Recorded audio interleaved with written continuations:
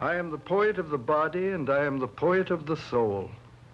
The pleasures of heaven are with me, and the pains of hell are with me. The latter I translate into a new tongue. Each man to himself and each woman to herself is the word of the past and present, and the true word of immortality.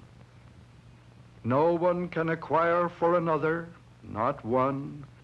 No one can grow for another, not one. And no man understands any greatness or goodness but his own. Walt Whitman, a cosmos of Manhattan, turbulent, fleshy, sensual, eating, drinking, and breeding, no sentimentalist, no stander above men and women or apart from them, no more modest than immodest.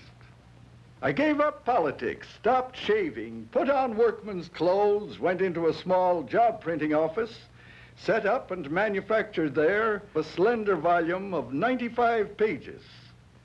I believe a leaf of grass is no less than the journey work of the stars. A child said, "What is the grass?" fetching it to me with full hands. How could I answer the child? I do not know what it is any more than he. I guess it must be the flag of my disposition, out of hopeful green stuff woven.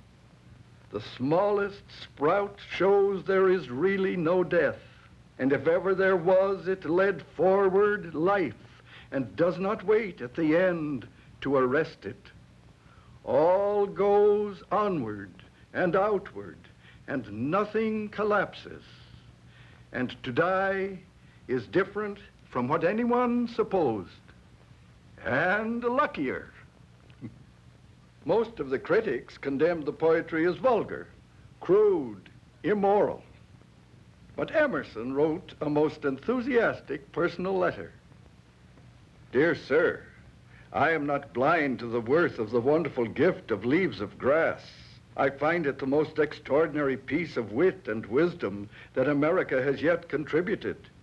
I greet you at the beginning of a great career, Ralph Waldo Emerson." For some time I had been simmering.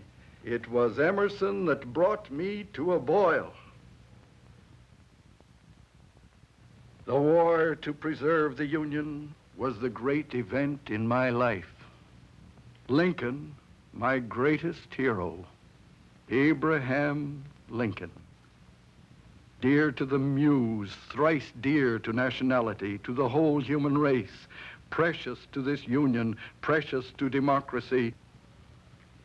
Armed regiments arrive every day, pass through the city, and embark from the wharves. Beat, beat, drums, blow, bugles, blow, through the windows, through doors, burst like a ruthless force into the solemn church, and scatter the congregation into the school where the scholar is studying. Leave not the bridegroom quiet. No happiness must he have now with his bride, nor the peaceful farmer any peace, plowing his field or gathering his grain. So fierce you whir and pound, you drums, so shrill you bugles blow.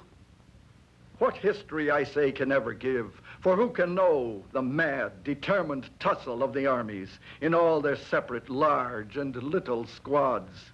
Who know the conflict, hand to hand, the many conflicts in the dark, those shadowy, tangled, flashing, moonbeamed woods, the writhing groups and squads, the cries, the din, the cracking guns and pistols, the officers' orders, persuasions, encouragements, the devils fully roused in human hearts, the strong shout, "Charge, men, charge!"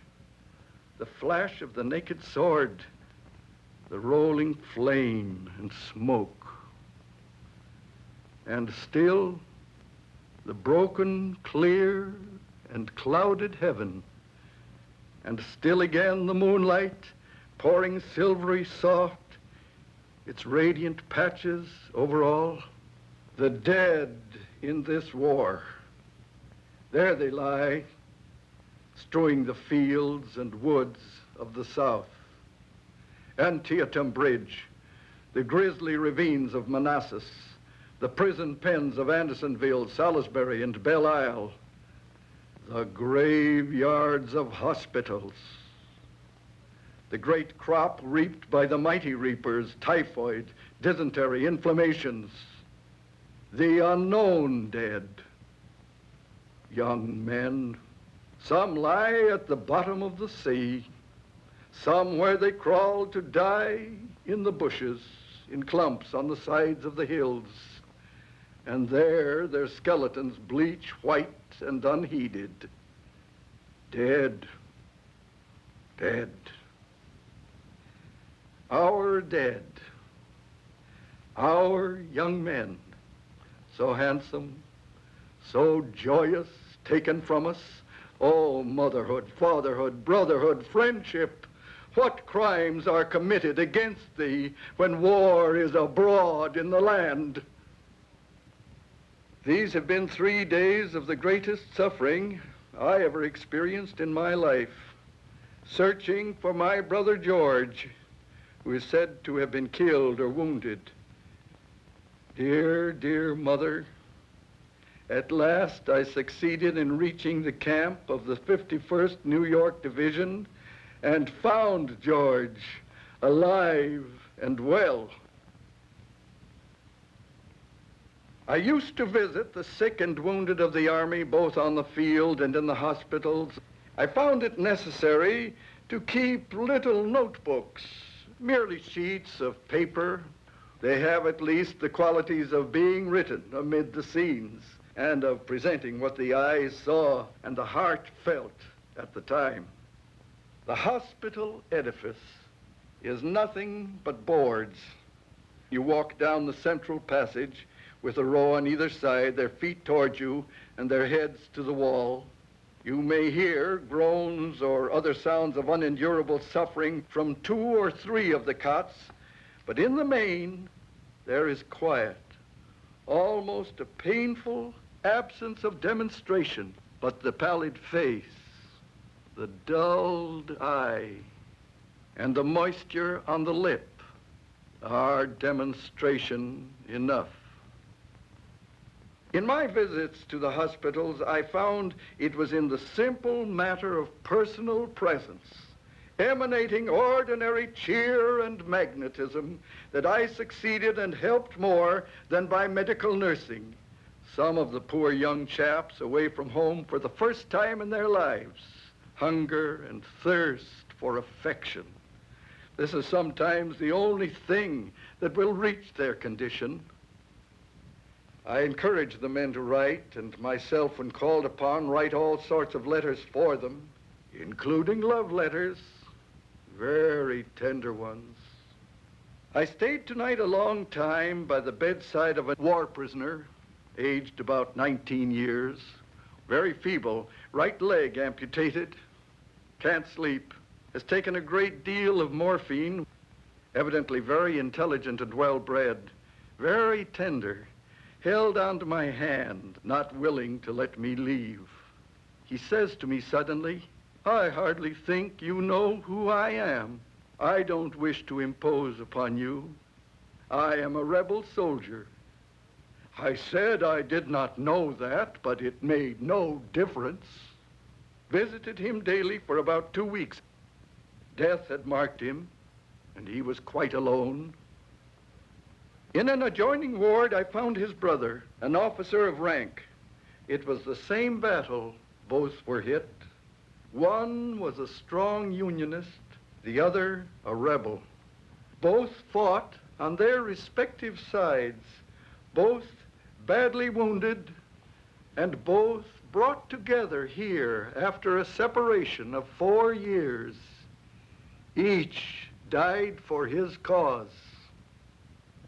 I noticed William Butler Grover, the boy who was shot, aged about 18 or 19, poor, unfortunate lad, shot for desertion. This boy was very fond of his mother, had never been allowed a furlough the whole 2 years. Others had been, but he had not. I can say that in my ministerings, I comprehended all whoever came in my way, northern or southern. It aroused and brought out and decided undreamed of depths of emotion. The war to preserve the Union was the great event in my life. And Abraham Lincoln, my greatest hero. A moment's hush, a scream, the cry of murder. Mrs. Lincoln leaning out of the box with ashy cheeks and lips, with involuntary cry pointing to the retreating figure. He has killed the president. And still a moment's strange, incredulous suspense, and then it is over. The president is dead. He is lying in state for the people to see. At the funeral service in Washington, Lincoln's casket was banked with lilacs. I find myself always reminded of the great tragedy of that day by the sight and odor of these blossoms. It never fails. When lilacs last in the dooryard bloomed, and the great star early drooped in the western sky in the night, I mourned, and yet shall mourn with ever-returning spring. O powerful western fallen star, O shades of night, O moody, tearful night, O great star, disappeared. Coffin that passes through lanes and streets, through day and night, with the great cloud darkening the land, with the tolling, tolling bells, perpetual clang. But oh, heart, heart, heart, oh, the bleeding drops of red where on the deck my captain lies, fallen cold and dead. Oh, captain, my captain, our fearful trip is done. The ship has weathered every wrack. The prize we sought is won. The clock indicates the moment. But what does eternity indicate? We have thus far exhausted trillions of winters and summers. There are trillions ahead and trillions ahead of them. Births have brought us richness and variety, and other births will bring us richness and variety. I do not call one greater and one smaller. That which fills its period and place is equal to any. The law of the past cannot be eluded. The law of the present and future cannot be eluded. The law of the living cannot be eluded. It is eternal. After surmounting 70 with all their chances, changes, losses, sorrows, my parents' deaths, the vagaries of my life, the many tearing passions of me, the war of 63 and 64, as some old broken soldier, after a long, hot, wearying march, or haply after battle, today, at twilight, hobbling, answering company roll call with vital voice, reporting yet, saluting yet the officer over all. Goodbye, my fancy. Farewell, dear mate, dear love. I'm going away. I know not where or to what fortune or whether I may ever see you again. So goodbye, my fancy. Now for my last, let me look back a moment.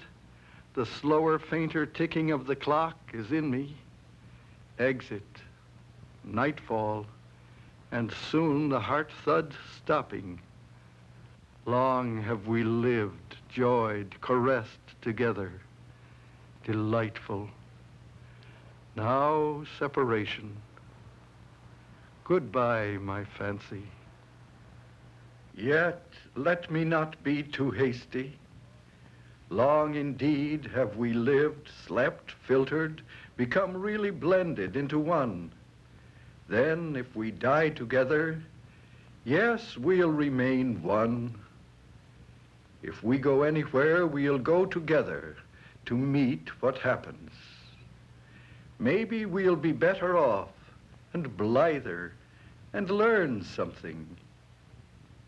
Maybe it is yourself now really ushering me to the true songs.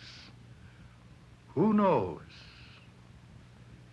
Maybe it is you, the mortal knob, really undoing, turning. So now, finally, goodbye and hail, my fancy.